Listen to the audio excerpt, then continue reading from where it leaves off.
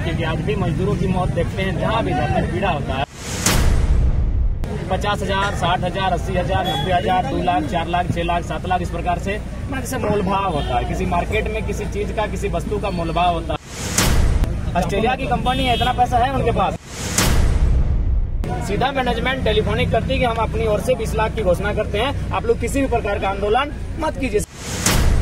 हम बेरमो के गोमिया में उस मजदूर की मौत के विषय में बात करने के लिए यहाँ आईएल फैक्ट्री के पास, जहाँ जयराम महतो ने आंदोलन में भी भाग लिए हैं और जयराम महतो क्या कहें इसकी मैं जयराम महतो की बातों से मुंह से सुनना चाहूँगा। लेकिन फिलहाल मैं बता दूं कि आखिर जयराम महतो के आंदोलन में कूदे क्यों।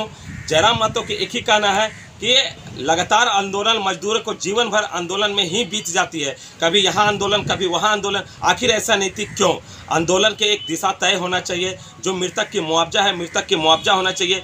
क्यों नहीं? संवेदनशील और मर गई है, संवेदना मर गई है, मानवता मर गई है। ये उक्त बात जयराम महतो ने कहा। चूँकि ये लगातार जो आंदोलन 30 घंटा के लगभग चलती आ रही है और मुआवजा के लेके संवेदना नहीं दिखा रहे हैं, जबकि ये ऑस्ट्रेलिया कंपनी है, बड़ी कंपनी है। उन्होंने कहा कि जब 20 लाख की मुआवजा देने से क्या उनके मानवता नहीं है? जीवन भर मजदूर की मजदूरी करके मर जाते हैं, उसके बाद भी उनके मुआवजा के लिए इतने लंबे आंदोलन करना पड़ेगा। और ये आंदोलन क्यों? पूरा बोकारो में, जैना मोड़ में, जहाँ तहाँ ये आंदोलन होते रहता है। हम मजदूरों के आंदोलन के लिए ही पैदा लिए हैं क्या? ये उक्त बातों ने जयराम महतो ने कहा इस आंदोलन के बाद में। और आइए उन्हीं से जानते हैं कि जयराम महतो ने क्या कहा। यहाँ जो संवेदनहीन जिसको कहा जाएगा, जो माजरा आपने देखा है, क्या कहेंगे? हाँ भाई, बिल्कुल भले मुआवजा और नियुक्ति की बात हुई, लेकिन संवेदनहीन था बिल्कुल। जो व्यक्ति आजीवन अपना एक सिक्योरिटी गार्ड यानी सुरक्षा में जिस कंपनी को बिता देता है, उसकी मौत के बाद कंपनी के लोग इतना भी दिल बड़ा नहीं कर पाते हैं कि कम से कम सामने आके करीब से बैठकर वार्ता करें अपना। तो ये कहीं ना कहीं पीड़ादायक विषय है। बिल्कुल जितने भी लोग यहाँ थे उनमें संवेदना नहीं दिखी। जो कंपनी के मैनेजमेंट के लोग थे, पहले जो भी वार्ता हुई, जो भी मुआवजा मिला, नियोजन मिला, अलग विषय है, लेकिन मानवता के दृष्टिकोण से चूंकि इस व्यक्ति ने अपना समस्त जीवन उनकी सेवा में बिता दिया, तो कम से कम एक बार आकर उसकी लाश को, जो मृत शरीर पड़ा है, आज रोड में इंसाफ मांग रहा था, एक बार आकर देख लेना चाहिए। ऐसे भी इतनी बड़ी भीड़, अभी तो कुछ किया नहीं, तो ऐसी बात नहीं कि भीड़ उन पर कोई किसी भी प्रकार का कदाचार व्यवहार करती। तो संवेदना की कमी थी और फिलहाल भले मुआवजा वार्ता जो भी हुआ, लेकिन सेटिस्फेक्शन नहीं है, क्योंकि आज भी मजदूरों की मौत देखते हैं जहाँ भी जाते हैं पीड़ा होता है। 50,000, 60,000, 80,000, 90,000, 2 लाख, 4 लाख, 6 लाख, 7 लाख, इस प्रकार से जैसे मोल भाव होता है। किसी मार्केट में किसी चीज का, किसी वस्तु का मोल भाव होता है, उस प्रकार एक मजदूर की मृत्यु पर जो मुआवजा मिलता है उसका मोल भाव होता है। अरे वो मर गया, सीधी बात, वो मर गया, एकदम कोई आंदोलन की जरूरत ही नहीं, कोई धरना की जरूरत ही नहीं। मैनेजमेंट के पास, सबके पास इतना फंड होता है। ऑस्ट्रेलिया की कंपनी है, इतना पैसा है उनके पास, सीधा मैनेजमेंट टेलीफोनिक करती है कि हम अपनी ओर से 20 लाख की घोषणा करते हैं, आप लोग किसी भी प्रकार का आंदोलन मत कीजिए। सिंपल सा बात था। 20 लाख की घोषणा करते, 20 लाख की घोषणा करते हैं और उनके बायवाज में जो परिवार है उनको एक नियुक्ति की घोषणा करते हैं। कोई मुआवजा क्यों आंदोलन करेंगे? अरे भाई, अगर मजदूर जीवन भर आंदोलन नहीं करता रहा तो कब वो बचत करेगा? पानी लाना है तो आंदोलन करना है, बिजली नहीं गांव में तो आंदोलन करना है, सड़क नहीं है तो आंदोलन करना है, बच्चों की फीस स्कूल में बढ़ गई है तो आंदोलन करना है। अरे भाई, कहाँ एक आम व्यक्ति जीवन भर क्या आंदोलन ही करेगा?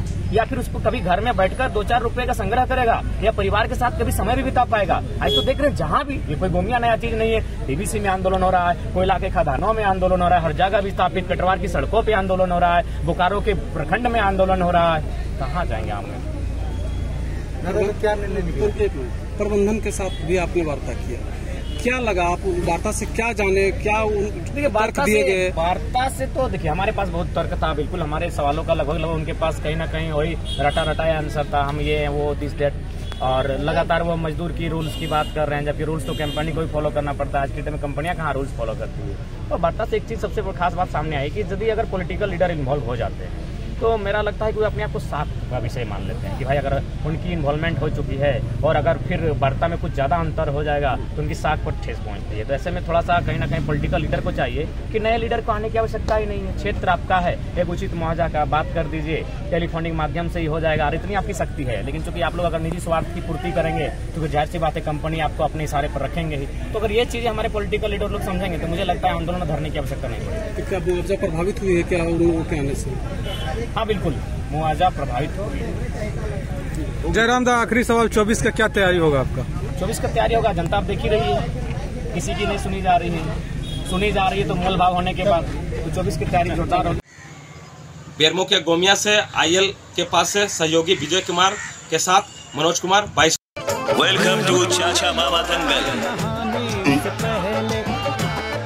हास्य अदाकार संजय मिश्रा से गुजारिश है कि वह अखाड़े में कूदे और फुलटूस को ट्रॉफी से नवाजे। लगता है समाधि ले ली। अरे बुला रहे हैं। अरे बोल रहे हैं कि बुला लो। टॉप टेक सीमेंट, जो जोड़े तो छोड़े नहीं, मजबूती ही हमारी पहचान। एमिटी यूनिवर्सिटी का पटना और रांची कैंपस पिछले कई सालों से लगातार शिक्षा के क्षेत्र में अनमैच्ड एक्सीलेंस प्रदान कर रही है। यूनिवर्सिटी रिसर्च एंड इनोवेशन की कल्चर को बढ़ावा देती है। यही कारण है कि यहाँ के शिक्षकों और छात्रों ने मिलकर अब तक 700 से ज्यादा रिसर्च पेपर और 30 से ज्यादा पेटेंट फाइल किए हैं।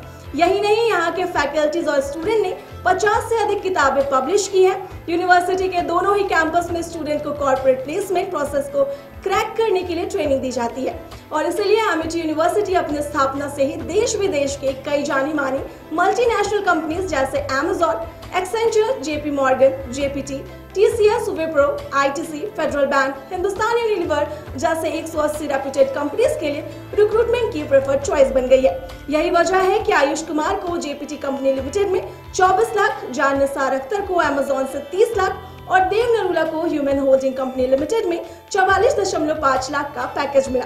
वहीं सुमन गुप्ता को पैलो ऑल्टो में मिले 47 लाख के हाईएस्ट पैकेज से यूनिवर्सिटी ने बिहार और झारखंड में एक नया रिकॉर्ड कायम किया है।